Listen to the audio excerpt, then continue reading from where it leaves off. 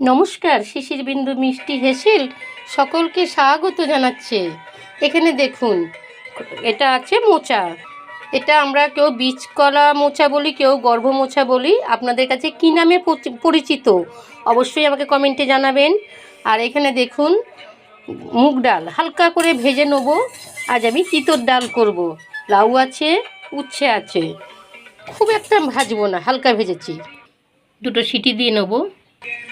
উচ্ছেটা ভেজে তুলে নেব। এই যে রাঁধুনিতে একটু ডলে নিলে গন্ধটা ভালো হয়। শুকনো লঙ্কা, তেজপাতা দিয়েছি, মেথি আর রাঁধুনি দিয়ে দিলাম। উচ্ছেটা তো ভাজাই হয়ে গেছে। নুন, চিনি, হলুদ দিয়ে দিলাম।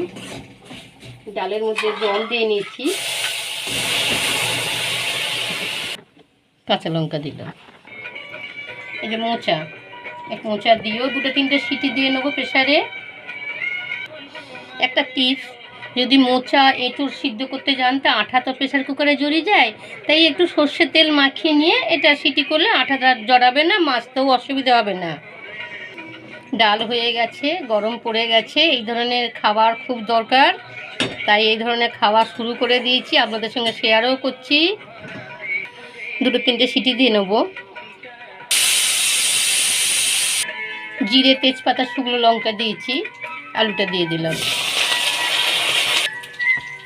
গোবিন্দভোগের চাল, এটা আলুর সঙ্গে ভেজে নেব।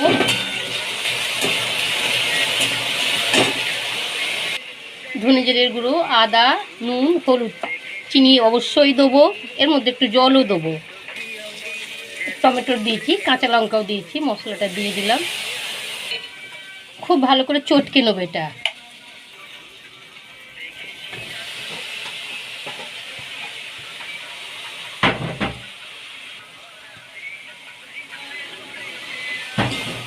আমার চ্যানেলটি সাবস্ক্রাইব করুন। ভালো লাগলে অবশ্যই একটা লাইক দেবেন।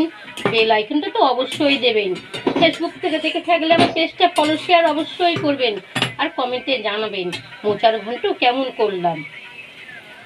তাপটা কমিয়ে 5 মিনিট ঢাকা দিলাম। কিশমিশ দিয়ে দিলাম কটা।